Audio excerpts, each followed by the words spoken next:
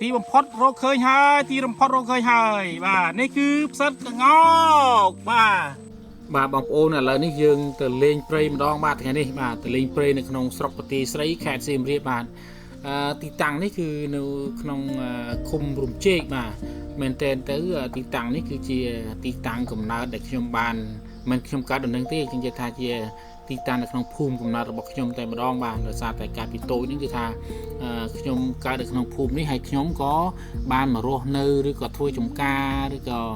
ดำจีดำน้ำจมูกหัวปุกมาได้ดังการนั้นมันชมเนี่ยถ้วยได้สักชมเนี่ยโต้ที่การนั้นอาจทำมาดองดอกชนามเอ้บ่าจังตั้งปีชนามกาวเซิร์ฟหมอบ่าตั้งปีจง8 ซับตลอด9 ซับนี่คือធ្វើតែម្ដងនឹងបាទហើយឥឡូវនេះយើងបានដីមកវិញហើយបន្ទាប់ពីអុកញ៉ាមួយនេះគឺទុនត្រៀនជោគឥឡូវយើងខាងអាជ្ញាធរលោកបានជួយក៏បានយើងមកវិញបាទតែវាមិនបានទាំងអស់ក៏ដោយបាទអញ្ចឹងយើងអានេះយើងសប្បាយចិត្តយើងទៅរកផ្សិតនៅក្នុងដីរបស់យើងតែម្ដងបាទអញ្ចឹងនេះបងប្អូនគឺតបោកបាទជាទូទៅផ្សិតតបោកគឺល្អណាស់បាទក៏ប៉ុន្តែថ្ងៃនេះដោយសារតែវាចាប់ដើមភ្លៀងហើយណាមួយក៏វាមិនសូវមានព្រៃដូចមុនដែរដោយសារតែគេឆ្កាអស់ហើយអញ្ចឹងក៏វាមិនសូវមានផ្សិតមានអីដែរបាទ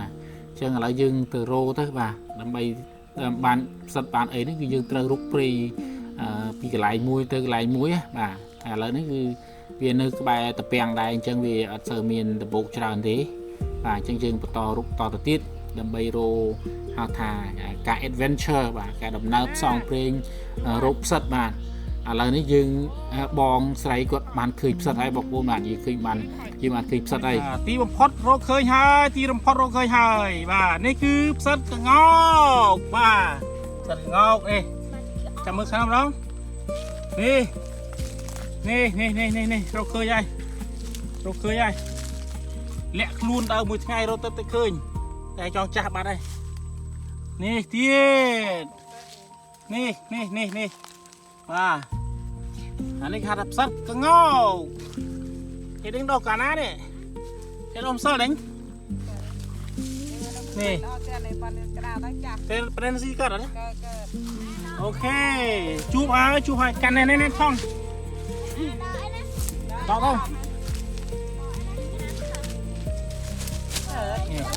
ើទី1ដាក់ផ្សិតបងប្អូន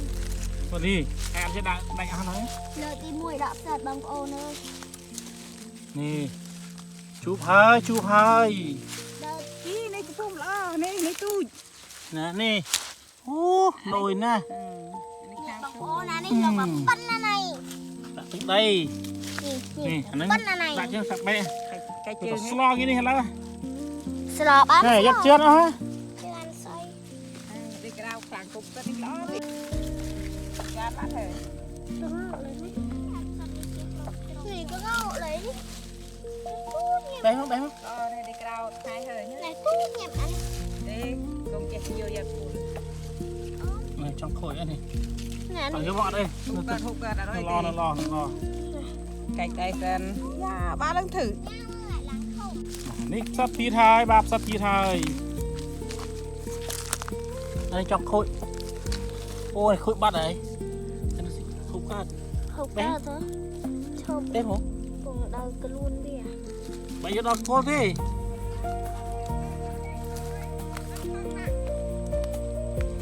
phải trong chả này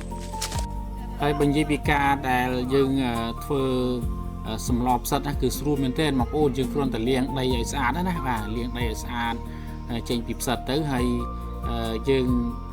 បងទាំងមូលតែម្ដងក៏កាន់តែល្អដើម្បីឲ្យបានផ្សិតនៅនេះកុំឲ្យវាបែកណាតែយើងលាងហើយយើងដាក់ក្នុងទឹកដែលយើងដាំពុះស្រាប់ហ្នឹងបាទយើងដាំទឹកឲ្យពុះទៅយើងដាក់ផ្សិតចូលទៅបាទហើយយើងមានស្លឹកគ្រៃបាទយើង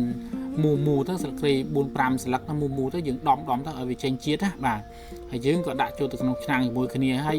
មិនចាំបាច់ដាក់សាច់ដាក់ស្អីទេបងប្អូនអើយគឺថាឆ្ងាញ់មែនទែនប៉ុន្តែបើយើងមានក្តាប់ប្លឹកអីយើងអាចដាក់ជាមួយគ្នាបានធ្វើសឡប្រហើបាទសម្លប្រហើប៉ុន្តែបើសិនជាយើងអត់មានអីទេគឺដាក់តែផ្សិតសុតហ្មងណាដាក់តែផ្សិតសុតហើយនឹងមេងអំបិលប៊ីចេងអីតិចតួចទៅស្ករតិចតួចទៅនឹងស្លឹកនាងលះនេះបាទនេះស្លឹកនាងលះបាទស្លឹកនាងលះគឺថាត្រូវម៉ាច់តែម្ដងជាមួយនឹងផ្សិតព្រៃបាទដាក់ទៅហើយពេលដែលយើងឆ្អិនចាំយើងដាក់បាទស្លឹកនាងលះដាក់យូរពេកវាសពូនពេកអត់ឆ្ងាញ់អញ្ចឹង